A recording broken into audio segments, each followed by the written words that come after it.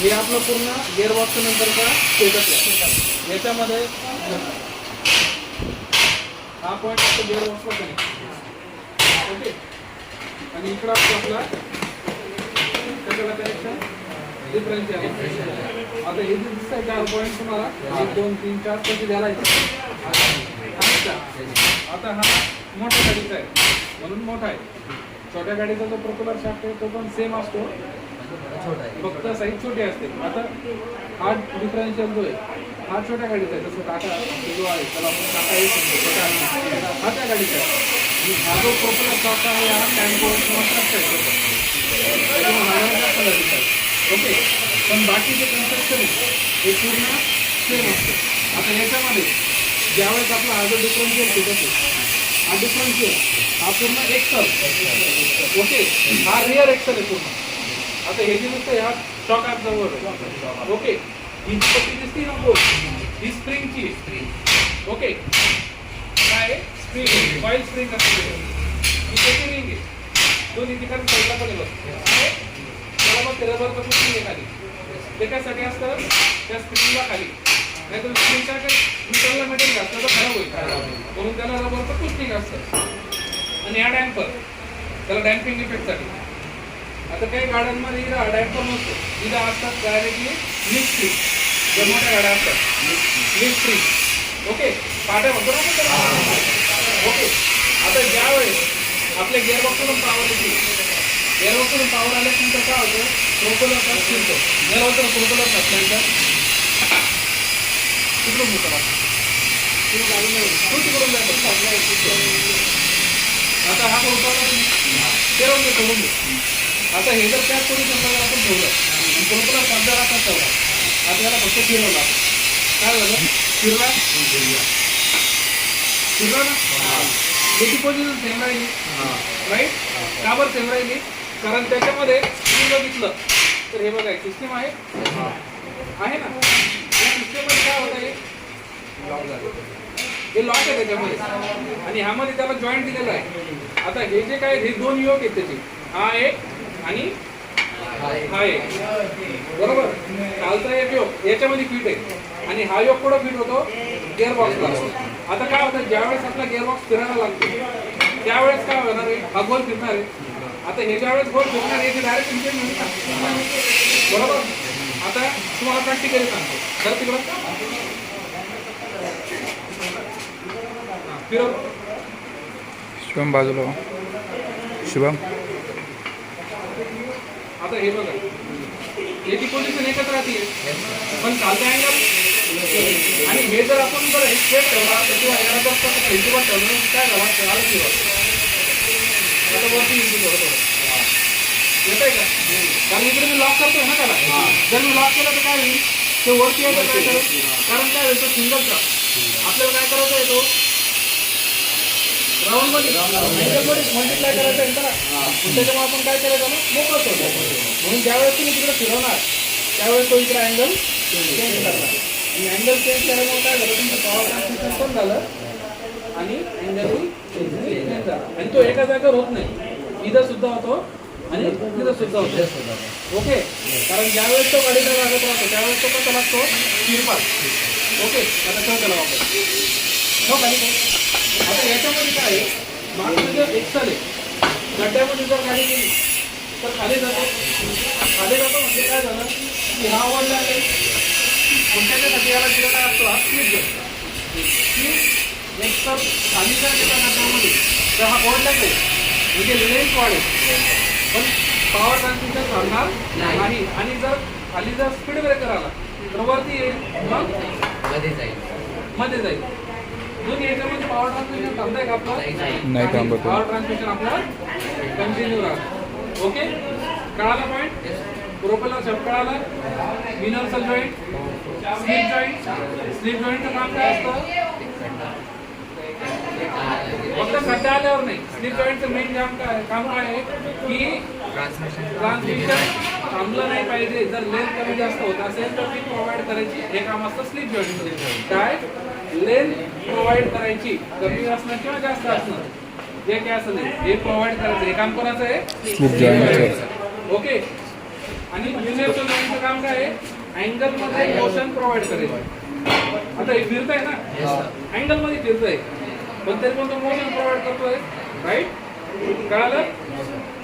चला आता याच्यावर हे पुढे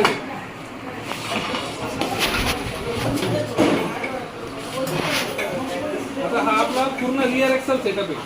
ओके, याच्यामध्ये इकडे शाफ्ट आहे, तिकडे एक शाफ्ट आहे. दोन्ही गती बोलतो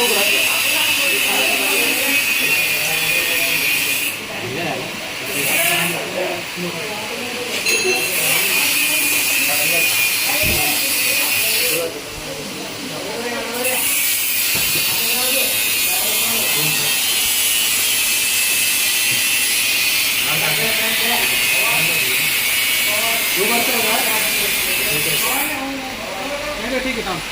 पहिले हे बघ, हे बघा.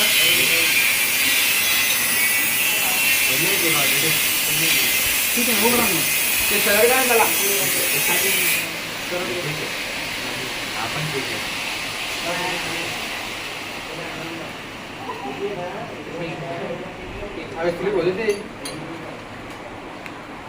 नीट उघडा मग त्याला.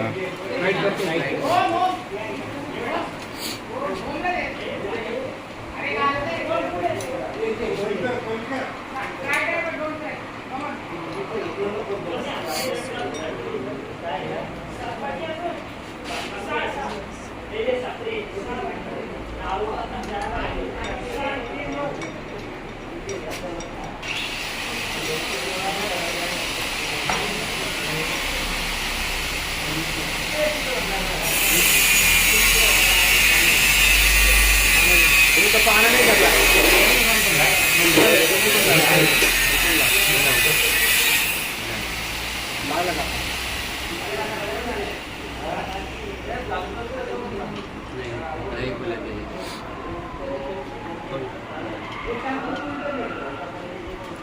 कपडा वापर मग त्याला, कपडा किंवा रबर जर बसून नसेल तर पाना.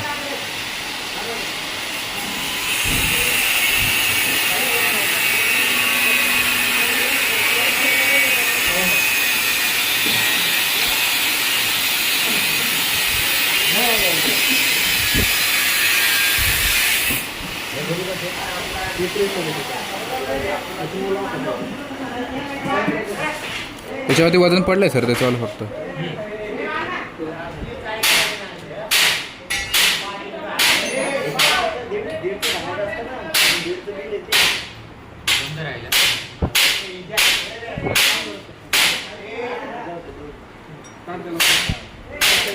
वरती ओढ फक्त त्याला, निघतं त्या आरामात. पान आहे ना त्याच्यावाला.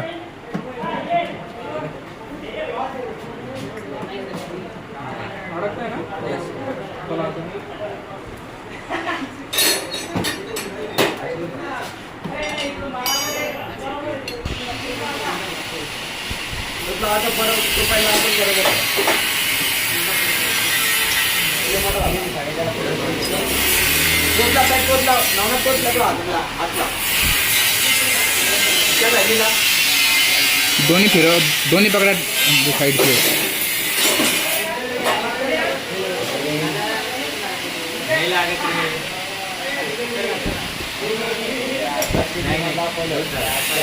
आपल्या कॉलेजचं गेलं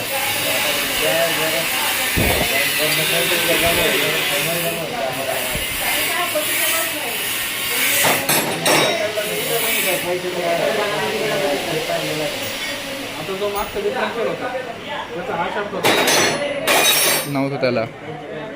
आमचा आहे तो बरोबर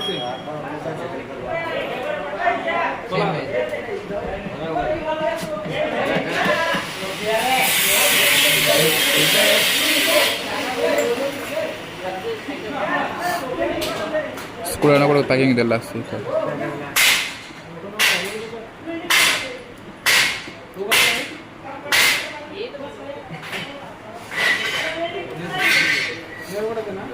आता काय करायला पाहिजे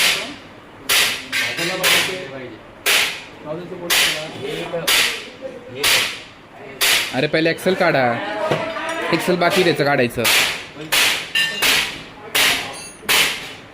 हे बघा जरा काय करायचं, डायरेक्ट इमेज का आता कापून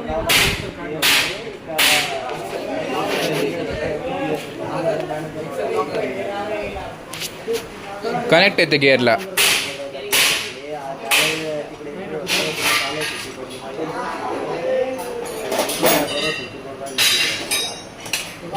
किंवा याला एक्सेल नव्हते.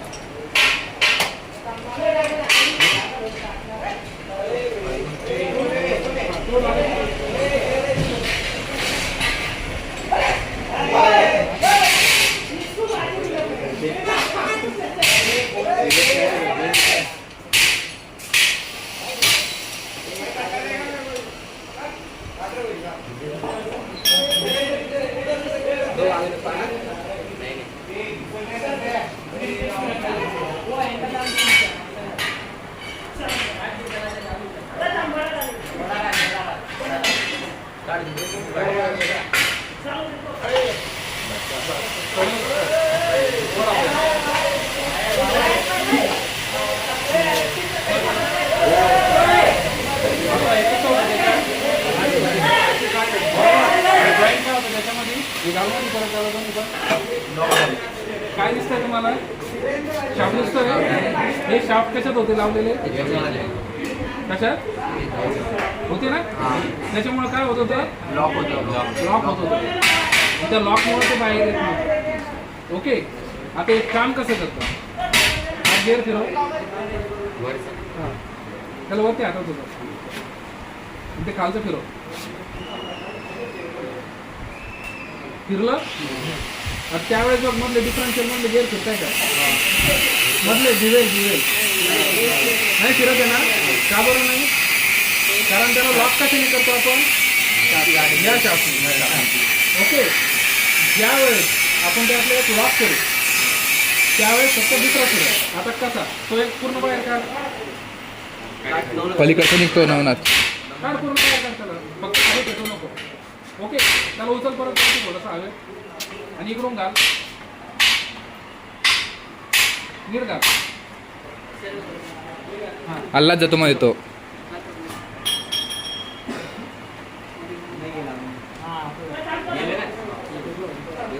हां फिरव.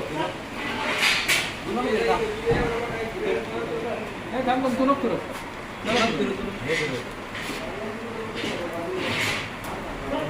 म्हणजे तो अटॅक नाही झालेला.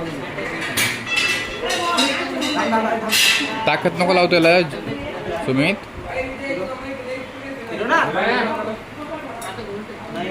नाही आणखीन अटॅच नाही झाला नाही सर तो आणखी. आता शिक गेला मध्ये. आता फिरव तू. आता बघ हा फिरून नको जरा पटकीत जरा. आता तुम्ही नीट बघा तिथं काय होतंय. फक्त तिकडे फिरतोय. इकडे स्टेशनरी झाला ना? झाला का नाही स्टेशनरी? हा इफेक्ट असतो डिफरन्शियलचा. त्याचं नाव काय? डिफरन्शियल. दोन्ही साईडला डिफरन्शियल पॉवर पाठवणे. ओके. आता हे क्लस्टर म्हणजे काय झालं? सिम्पलमध्ये एखाद्या जागेवर आपल्याला टर्निंग करायची गाडी. टर्निंग करायचं असं जर तुम्ही टर्न करताय कोणत्या साईडला तुम्ही जर राईटला टर्न घेताय राईट साईडला टर्न घ्यायच्यावर तुमचं राईट साईडचं जास्त कमी घेणार आहे. लेफ्ट साईडचं तर जास्त घेणार. मग अशा याच्या वेळेस तिथं मोड येतं. म्हणून ते काय करतं? डिफरन्शियल काय करतं? ऑटोमॅटिकली तिथं टाकायला पॉवर कमी जाते.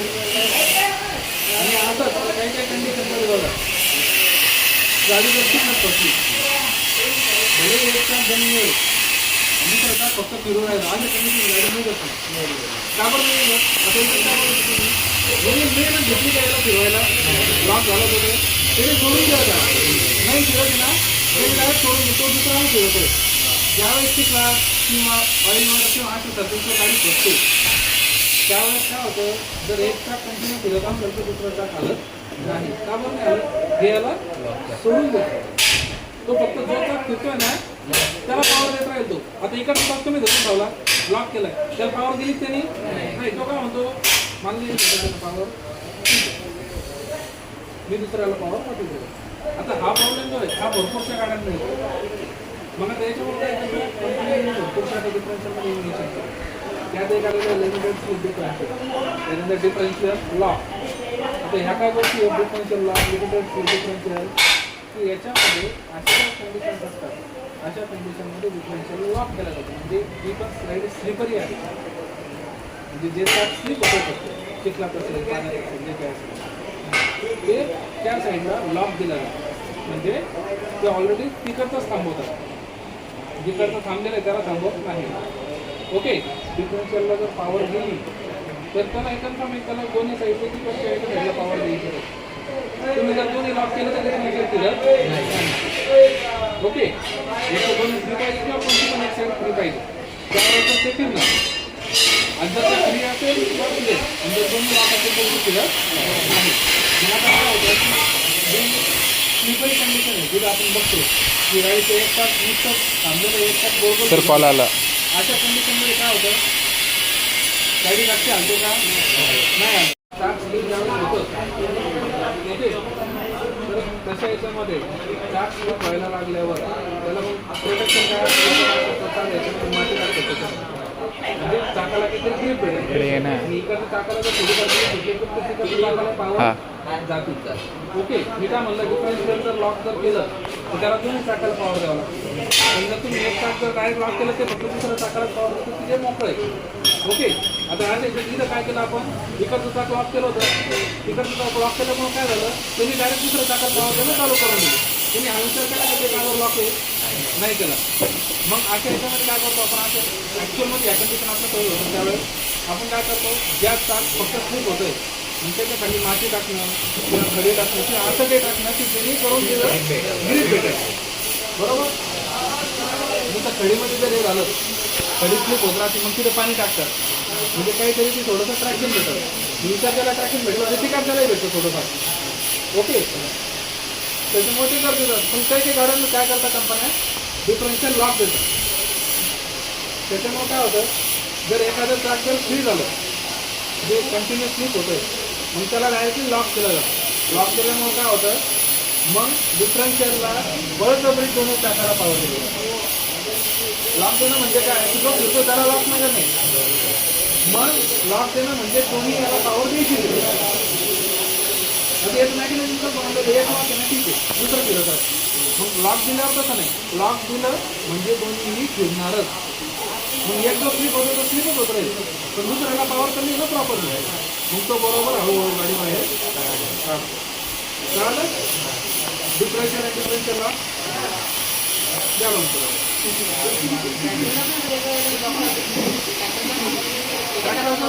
ट्रॅक्टरला दिलेलंच असतं ते ब्रेकिंगचं पण असं बंद करू सर आता हा काय या हे पण एक्स्ट्रा थोडं हा एक्सेल आहे याला आपण म्हणतो ड्राईव्ह एक्सेल ओके हा रिअर एक्सेल कम्प्लीट आणि जो मध्ये येतो ड्राईव्ह एक्सेल ओके लावतो आणि हे डिफरन्शियल बसलं हे घालून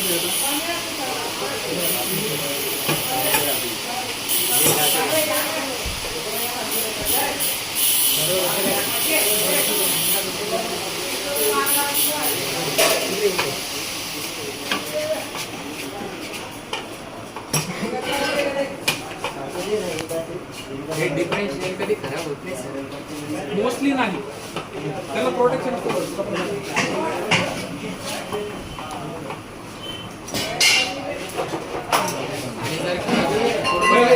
लावा थांब एक बोल्ट लावा आधी